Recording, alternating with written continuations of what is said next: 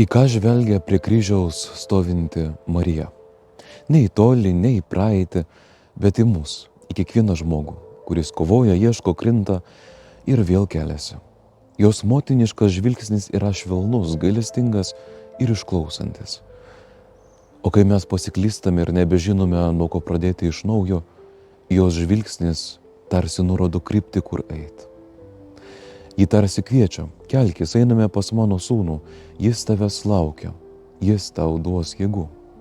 Marija nėra dievaitė. Ji žvelgia į Jėzų ir savo žvilgsniu, savo laikyseną, savo širdimi visada rodo kryptį į jį.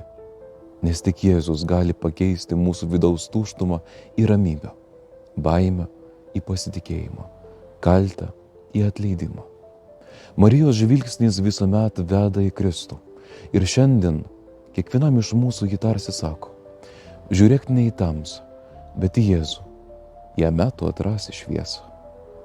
Palaimintos tau dienos.